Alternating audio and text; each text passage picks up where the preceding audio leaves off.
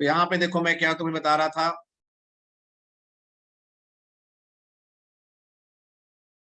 Yes sir.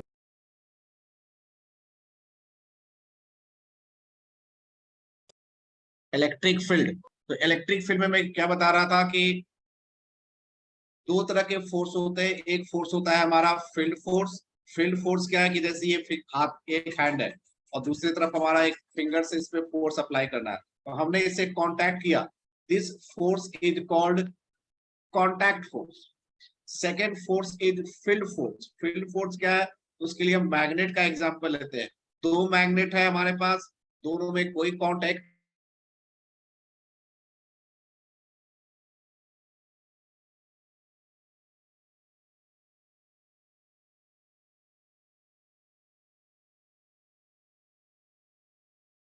Hello, समझ में yes आ रहा सर। है?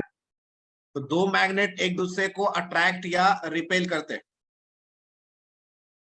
तो यहाँ पे कोई कांटेक्ट नहीं है, तो इस फोर्स को हम बोलते हैं फील्ड फोर्स। उसी तरह से अर्थ और कोई ऑब्जेक्ट एयर में, उसमें बीच में कोई कांटेक्ट नहीं है, फिर भी वो एक दूसरे पे फोर्स अप्लाई करता है, वो है ग्रेविटेशनल फोर्स, और ये भी फील्ड फोर्स का एग्जांपल है। सिमिलरली दो चार्ज्ड बॉडी हो, दोनों चार्ज्ड बॉडी, स्क्रीन रुक के आ रहा है क्या काफी? Yes sir. हाँ वही देख रहा हूँ ना, नेटवर्क थोड़ा स्लो हो गया है, लाइट चली गई थी।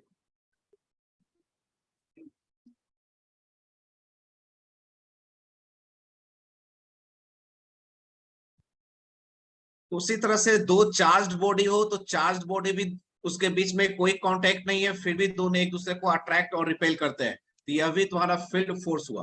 तो इस फोर्स को हम किस तरह से एक्सप्लेन करते हैं फील्ड फोर्स को? तो जैसे हमें मैग्नेट के केस में एक्सप्लेन करना हो, तो हम एक्सप्लेन करते हैं कि हर एक मैग्नेट बॉडी अपने चारों तरफ एक फील्ड बनाती है।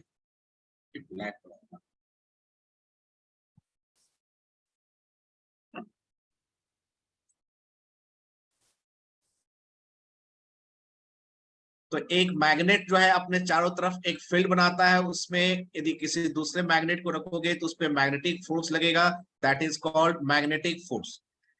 चार्ज के केस में हर एक चार्ज बॉडी अपने चारों तरफ एक फील्ड बनाता है, जिसमें किसी दूसरे चार्ज को रखेंगे तो उस चार्ज पे इलेक्ट्रोस्टैटिक फोर्स एक्ट करेगा, that force, that field is called electric field.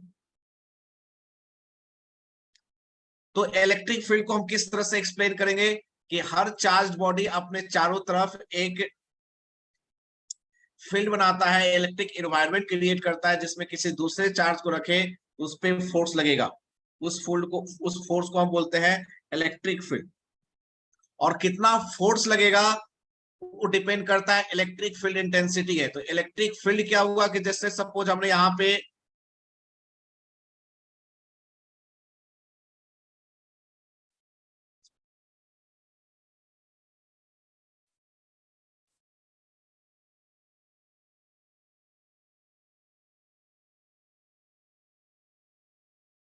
जैसे हमने यहाँ पे एक चार्ज रख दिया 2 कूलम, इस पे फोर्स लग रहा है, इस पे फोर्स लग रहा है 10 न्यूटन। तो चार्ज यहाँ पे है और इस पे फोर्स लग रहा है, इसका मतलब यहाँ पे इलेक्ट्रिक फील्ड है। यहाँ पे हमने चार्ज रख दिया -3 कूलम, इस पे फोर्स लग रहा है 18 न्यूटन, यहाँ इसका मतलब यहाँ पे इलेक्ट्रिक फील्ड है। यहाँ पे हमने यहाँ पे चार्ज रख दिया, इस पे कोई फोर्स नहीं लग रहा है, फोर्स का वैल्यू है 0, इसका मतलब इस चार्ज पे कोई फोर्स नहीं लग रहा, तो इसका मतलब यहाँ पे कोई इलेक्ट्रिक फील्ड नहीं है। फिर से स्क्रीन ब्लैक हो गया क्या? No sir. ठीक है, नो सर। ठीक है, ठीक है। तो यहाँ पे एक चार्ज है 4 कूलम, इस पे कोई फोर्स नहीं लग रहा है, इसका मतलब क्या हुआ कि यहाँ पे कोई इलेक्ट्रिक फील्ड नहीं है। तो हमें कैसे पता चलेगा कि कहाँ पे फील्ड है या नहीं फील्ड है? तो वहां पे हम कोई चार्ज बॉडी रखेंगे, यदि उस पे इलेक्ट्रोस्टैटिक फोर्स लग रहा है तो इलेक्ट्रिक फील्ड है, इलेक्ट्रोस्टैटिक फोर्स नहीं लग रहा है तो फील्ड इलेक्ट्रिक फील्ड नहीं है। अब ये कैसे पता चलेगा कि वहां पे उस पे इलेक्ट्रोस्टैटिक फोर्स लग रहा है या मैग्नेटिक फोर्स लग रहा है या फिर ग्रेविटेशनल फोर्स लग रहा है? तो जो इलेक्ट्रोस्टैटिक फोर्स है वो चार्ज पे डिपेंड करता है, जो ग्रेविटेशनल फोर्स है वो मास पे डिपेंड करता है। यदि हम चार्ज को हम चेंज करें और फोर्स का वैल्यू चेंज हो गया, इसका मतलब ग्रेविटेशनल फोर्स नहीं है, ये क्लियर हो गया। चार्ज के चेंज करने से फोर्स चेंज हो रहा है, इसका मतलब ग्रेविटेशनल फोर्स नहीं है, या तो इलेक्ट्रोस्टैटिक है या फिर मैग्नेटिक है। मैग्नेटिक फोर्स भी चार्ज पे लगता है, लेकिन उस केस में चार्ज जो है मोशन में होना चाहिए। यदि हमारा चार्ज रेस्ट में है और उस पर फोर्स लग रहा है, मतलब मैग्नेटिक फोर्स भी नहीं है, मतलब क्या है, इलेक्ट्रोस्टैटिक फोर्स है। तो जो ग्रेविटेशनल फोर्स है वो मास पे डिपेंड करता है, चार्ज पे नहीं। और जो मैग्नेटिक फोर्स है वो मूविंग चार्ज पे फोर्स लगता है। तो इस तरह से हमें पता चल जाएगा कि इलेक्ट्रोस्टैटिक फोर्स एक्ट कर रहा है या नहीं कर रहा। तो इलेक्ट्रोस्टैटिक फोर्स यदि एक्ट कर रहा है तो इलेक्ट्रोस्टैटिक, वहां पे इलेक्ट्रिक फील्ड है। यदि इलेक्ट्रोस्टैटिक फोर्स एक्ट नहीं कर रहा है, वहां पे इलेक्ट्रिक फील्ड नहीं है। समझ में आया? Yes sir. अब नेक्स्ट है कि इलेक्ट्रोस्टैटिक फोर्स उस पे जो एक्ट कर रहा है वो कितना एक्ट करेगा, उसकी वैल्यू क्या होगी। तो उसके लिए हम यहाँ पे एक टर्म डिफाइन करते हैं, electric field intensity. Electric field intensity.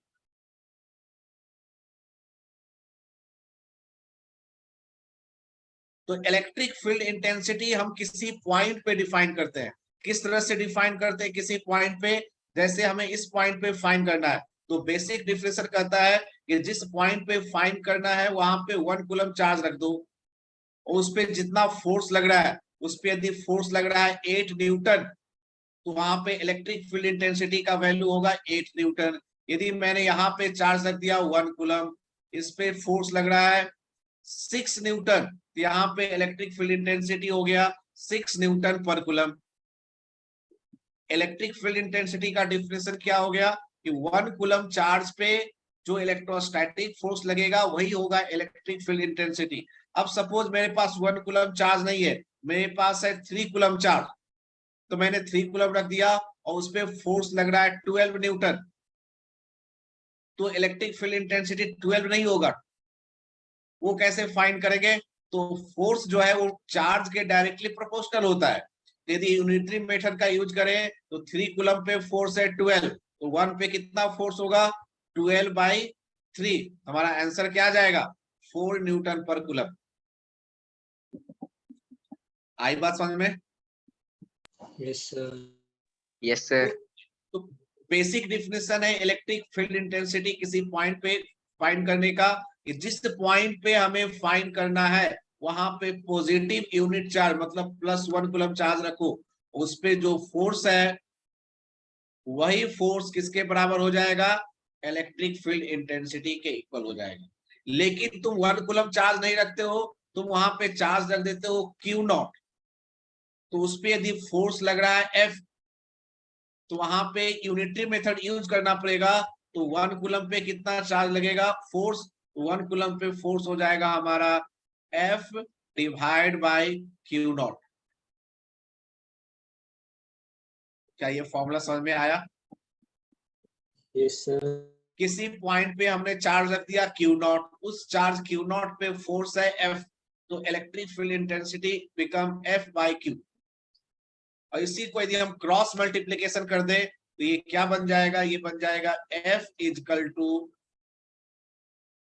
Q0E। दोनों एक ही चीज है मैथमेटिकली, लेकिन दोनों का मीनिंग अलग अलग है। फर्स्ट एंड सेकेंड फॉर्मूले का। फर्स्ट फॉर्मूले का क्या मीनिंग है? ये एक पॉइंट है, वहां पे चार्ज रख दिया Q0, उस पे फोर्स लग रहा है F, तो उस पॉइंट पे इलेक्ट्रिक फील्ड इंटेंसिटी हो जाएगा F bye Q0।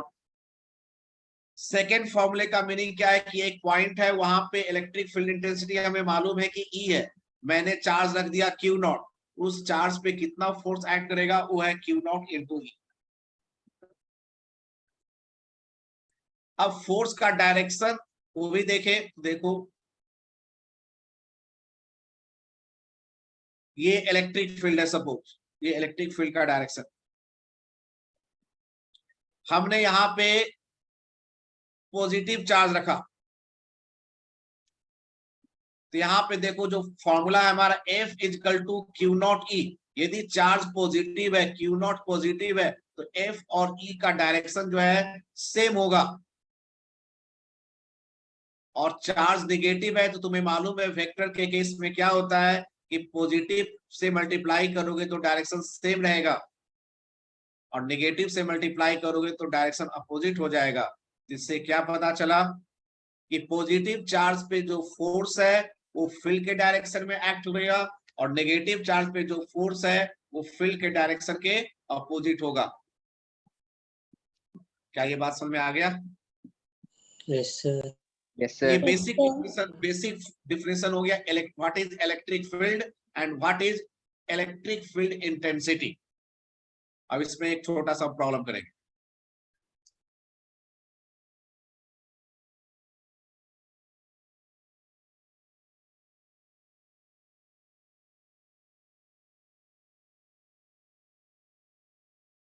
A point charge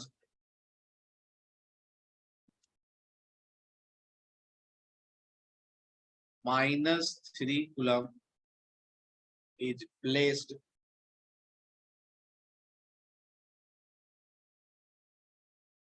at a point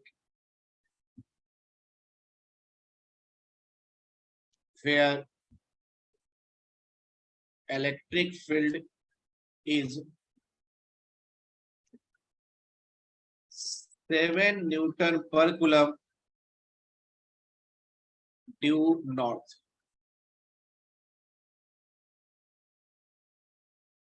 Find magnitude and direction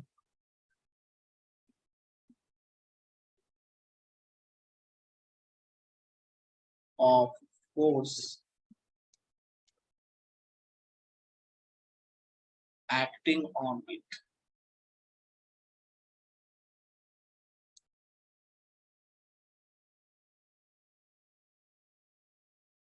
Find magnitude and direction of force acting on it.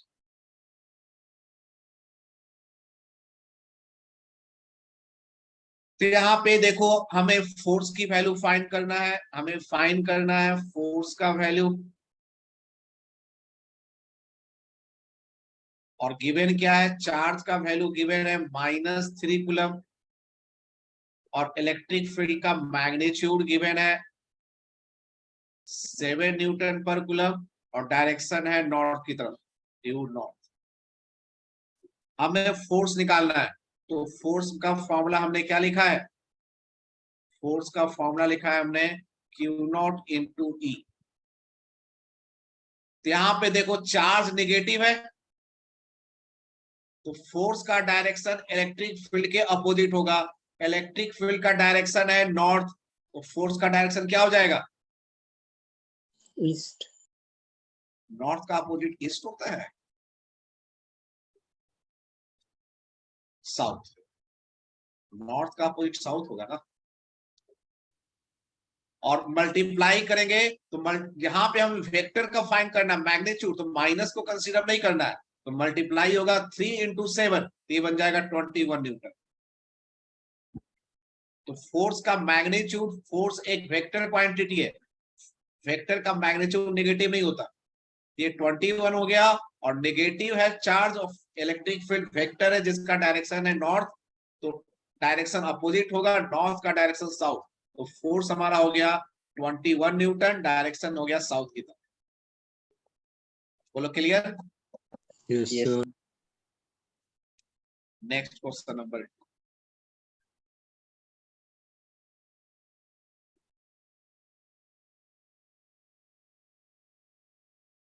An electron is in equilibrium in air.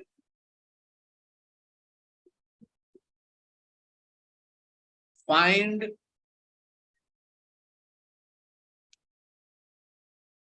magnitude and direction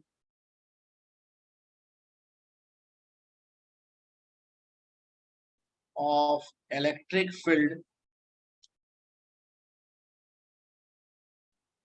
at that point.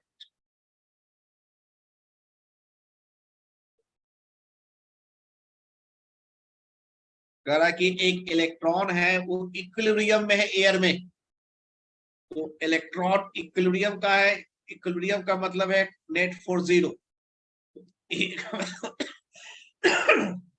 एक electron है वो air में equilibrium में, मतलब net force zero. तो हमें बताना है कि वहां पे इलेक्ट्रिक फील्ड का मैग्नीट्यूड क्या है और डायरेक्शन क्या है। अब नेट फोर्स जीरो, इसका मतलब कि पहले देखेंगे इस पे कौन कौन सा फोर्स एक्ट कर रहा है। तो इलेक्ट्रॉन पे मास होता है तो नीचे की तरफ वेट लगेगा m×g। ये बात समझ में आया। अब इसको बैलेंस करने के लिए जो दूसरा फोर्स है वो किधर लगना चाहिए, ऊपर लगना चाहिए, ऊपर की तरफ। Yes, sir. Yes sir. तो फोर्स Yes, का sir. डायरेक्शन अब, जो इलेक्ट्रोस्टैटिक फोर्स है उसका डायरेक्शन अपवर्ड होना चाहिए। क्लियर हो गया।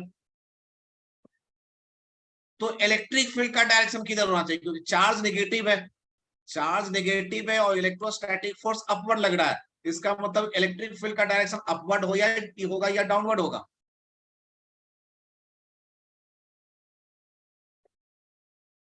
बताओ। चार्ज नेगेटिव है तो इलेक्ट्रिक फील्ड का डायरेक्शन जो है अपवर्ड होगा या डाउनवर्ड होगा। Sir, नेगेटिव, नेगेटिव चार्ज पे जो इलेक्ट्रोस्टैटिक फोर्स है वो अपोजिट लगता है, बाकी सब फोर्स थोड़ी ना। तो इलेक्ट्रोस्टैटिक फोर्स हमें वहां दिख रहा है कि इलेक्ट्रोस्टैटिक फोर्स ऊपर लग रहा है, इसका मतलब कि इलेक्ट्रिक फील्ड का डायरेक्शन किधर है, डाउनवर्ड। आई बात समझ में। yes, sir. तो यस सर। इलेक्ट्रिक फील्ड का डायरेक्शन डाउनवर्ड होना चाहिए तो इलेक्ट्रोस्टैटिक फोर्स अपवर्ड लगेगा। तो डायरेक्शन हमें फाइंड करना था, डायरेक्शन मिल गया डाउनवर्ड। अब निकालेंगे हम मैग्नीट्यूड। मैग्नीट्यूड कैसे निकालेंगे, तो दो force equal, net force zero है और डायरेक्शन अपोजिट है, इसका मतलब दोनों फोर्स का मैग्नीट्यूड, इलेक्ट्रोस्टैटिक फोर्स का मैग्नीट्यूड और वेट का मैग्नीट्यूड, दोनों की वैल्यू क्या होना चाहिए, सेम। और इलेक्ट्रोस्टैटिक फोर्स का magnitude Q into E, Q not into E is equal to mg। हमें निकालना है E का वैल्यू, ये हो गया mg डिवाइड बाई E।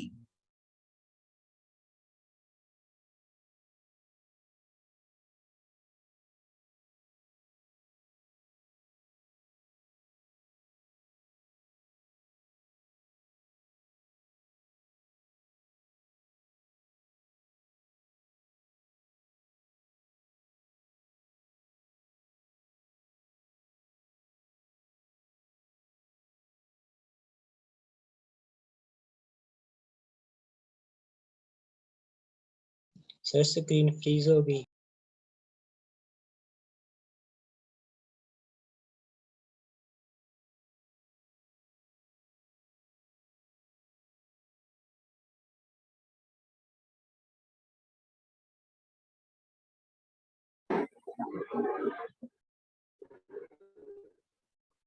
यहाँ पे लाइट चली गई है, थोड़ा सा वेट करना पड़ेगा, ठीक है। Yes, sir. Yes sir. और एक दो दिन में मैं प्रॉब्लम को भी ठीक कर दूंगा लाइट जाने से।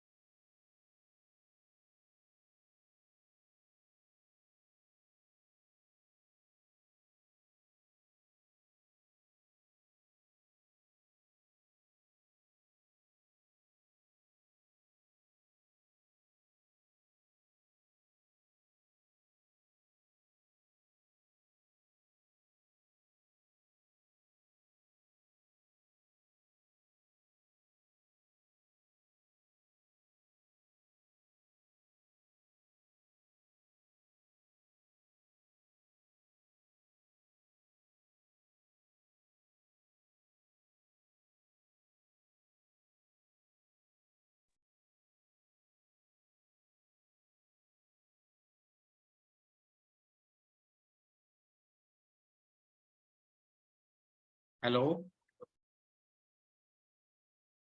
Yes, sir. Yes, sir. ठीक है। तो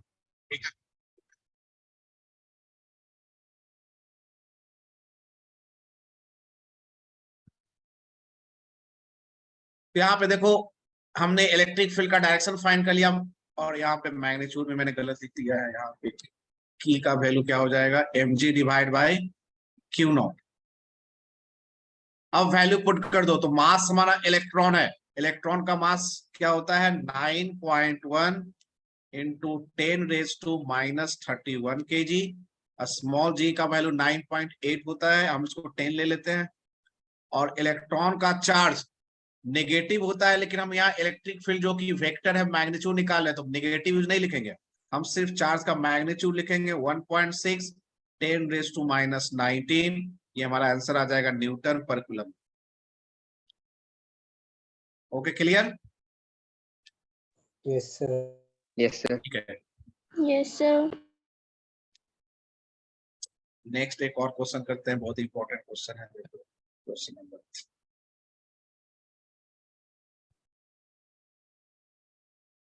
यहाँ पे दो कंडक्टिंग प्लेट है, एक प्लेट पे चार्ज है नेगेटिव, दोनों प्लस। सेकेंड चैप्टर भी कर चुके हो तो कैपेसिटर में जानते हो ऐसा होता है, एक पे पॉजिटिव और एक पे नेगेटिव चार्ज, तो यह एक यूनिफॉर्म इलेक्ट्रिक फील्ड क्रिएट कर रहा, और यूनिफॉर्म इलेक्ट्रिक फील्ड का डायरेक्शन क्या हो जाएगा बता सकते हो इस केस में, डाउनवर्ड हो जाएगा। तो इलेक्ट्रिक फील्ड का वैल्यू है E, डाउनवर्ड डायरेक्शन। इस प्लेट का लेंथ है L, ये बहुत ही इंपॉर्टेंट क्वेश्चन है।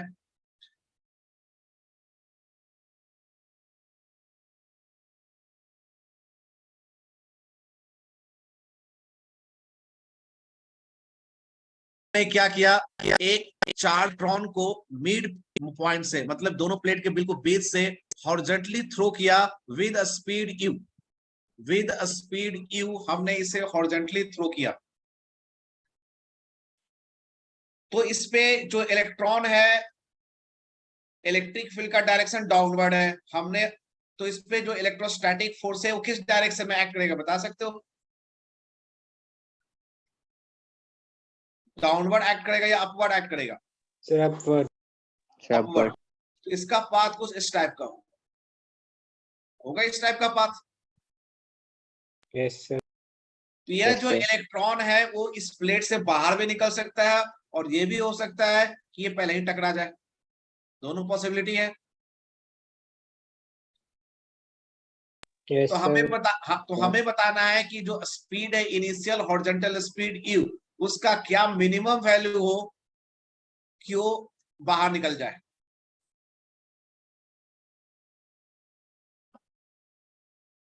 फाइंड मिनिमम, ये थोड़ा सा डिफिकल्ट क्वेश्चन है, minimum speed of electron so that it come out from the plate। Question समझ में आ गया? दो प्लेट है, दोनों पे चार्ज है जो कि यूनिफॉर्म इलेक्ट्रिक फील्ड क्रिएट कर रहा है ई डाउनवर्ड, ये हमें मालूम, ये गिवन है। प्लेट का लेंथ प्लेट का लेंथ है एल, और दोनों प्लेट के बीच में सेपरेशन है डी। हमने इलेक्ट्रॉन को बिल्कुल बीच में, दोनों प्लेट के बीच से हॉरिजॉन्टली हमने स्पीड दे दिया यू, तो इसका क्या मिनिमम वैल्यू हो कि वो बाहर निकल जाए।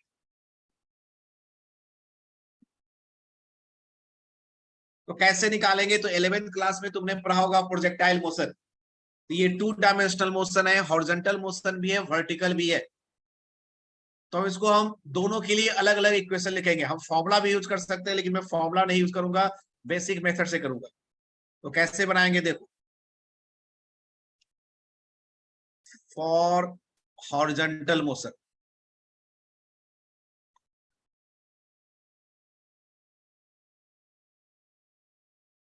तो जो फोर्स लग रहा है वो वर्टिकल लग रहा है, हॉरिजॉन्टल डायरेक्शन में फोर्स नहीं लग रहा है, और हॉरिजॉन्टल डायरेक्शन में फोर्स नहीं लग रहा है, तो displacement is equal to velocity into time हो जाएगा। अब यहाँ पे हमें निकालना मिनिमम स्पीड कि वो जस्ट बाहर निकल जाए, तो क्या इस तरह ये वाला पाथ हम कंसीडर करेंगे, जस्ट यहां से निकले इस तरह से। तो इस केस में जब वो बाहर निकला तो हॉरिजॉन्टल डिस्प्लेसमेंट कितना होगा, हॉरिजॉन्टल डायरेक्शन में कितना मूव किया, एल। क्या ये बात समझ में आया? Yes, यदि sir. प्लेट से जस्ट बाहर निकले तो उस समय उसका हॉरिजॉन्टल डिस्प्लेसमेंट एल होगा और वर्टिकल डिस्प्लेसमेंट कितना होगा, वो होगा d/2। तो हॉरिजॉन्टल मोशन में कोई फोर्स नहीं है, तो हॉरिजॉन्टल डायरेक्शन में displacement is equal to velocity into time. तो डिस्प्लेसमेंट हो गया L, velocity u into T. तो यहां से हमें t का वैल्यू मिल गया L/u। और वर्टिकल के लिए हम क्या करेंगे, for vertical motion, vertical direction में फोर्स लगेगा, force is equal to mass into acceleration. यहाँ पे जब इलेक्ट्रोस्टैटिक फोर्स ऐड करे ना, तो मास का जो वैल्यू है, वेट का वैल्यू जो है काफी कम होता है। यदि कुछ नहीं लिखा हो तो उसे कंसीडर नहीं करना है। तो इलेक्ट्रोस्टैटिक फोर्स हो जाएगा चार्ज इनटू इलेक्ट्रिक फील्ड मास इनटू एक्सेलरेशन। तो यहां से हमें एक्सेलरेशन का वैल्यू मिल जाएगा E डिवाइड बाय m। और हमने इनिशियल वेलोसिटी हॉरिजॉन्टल डायरेक्शन में दिया, वर्टिकल डायरेक्शन में नहीं दिया है, तो initial direction in vertical direction हो जाएगा 0 और डिस्प्लेसमेंट का वैल्यू हो जाएगा d/2। तो फॉर्मूला हो जाएगा S is equal to ut plus half ATA²। और टाइम का वैल्यू हम निकाल चुके हैं, टाइम का वैल्यू हमने क्या निकाला है, L/u। जब यहाँ पे जब वो इस पॉइंट से एंटर कर रहा है, बाहर निकल रहा है, तो जब हॉरिजॉन्टल डिस्प्लेसमेंट L है तो हमने टाइम निकाल दिया L/u। उतना ही टाइम में उसका वर्टिकल डिस्प्लेसमेंट क्या होगा, d/2। यहाँ पे लिख लेंगे हम, when displacement vertical displacement d/2 है, तो उसमें t का वैल्यू हमने निकाल रखा है L/u। अब ये सारा वैल्यू हम पुट कर देते हैं, तो s का वैल्यू हो गया d/2, u है 0, हाफ, a का वैल्यू हो गया E/m और t का वैल्यू हो गया L/u। क्या ये बात समझ में आ रहा है सभी को, कैसे किया हमने? Yes, sir. Yes, sir. जब यहाँ पे प्रोजेक्टाइल 11th क्लास में है उसको थोड़ा देखोगे, तो यहाँ पे क्या है कि यहाँ पे कह रहा है मिनिमम स्पीड निकालो कि वो बाहर निकल जाए।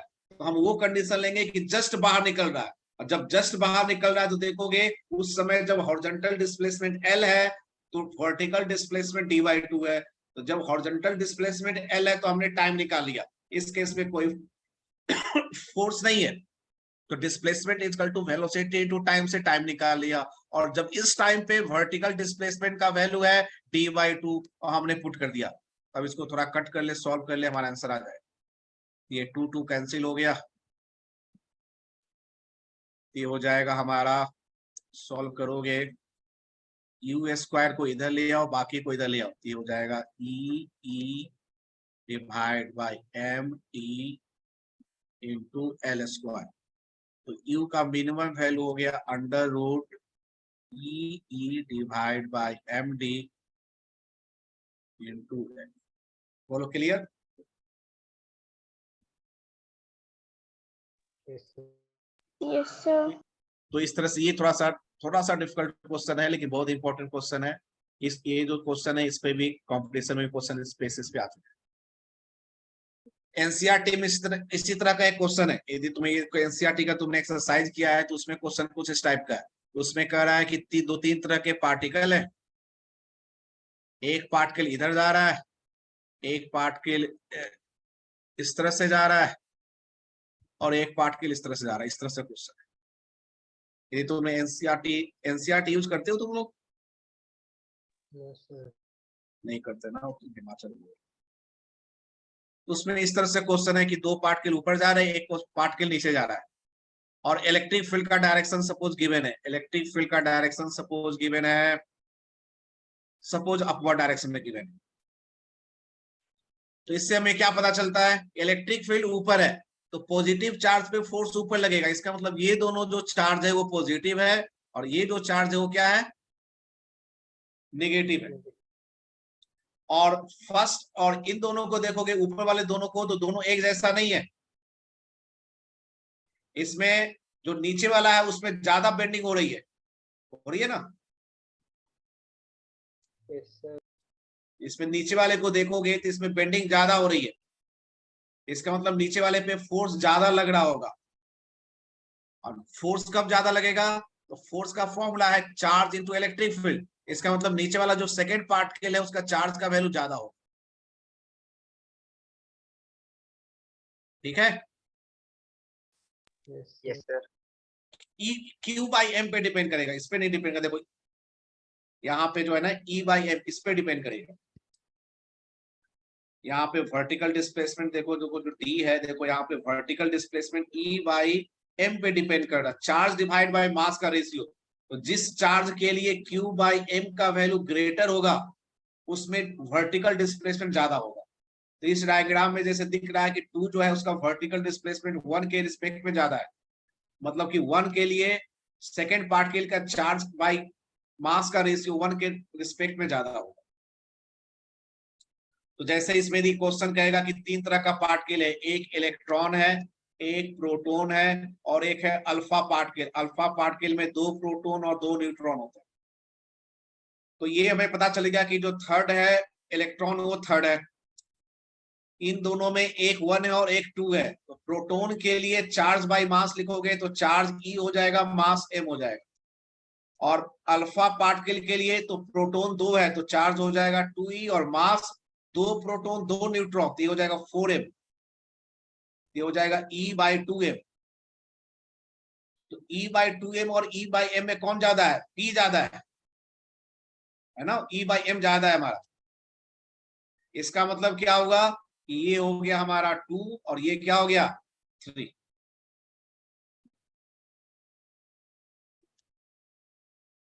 समझ में आ रहा है कुछ? Yes, sir. Yes, sir.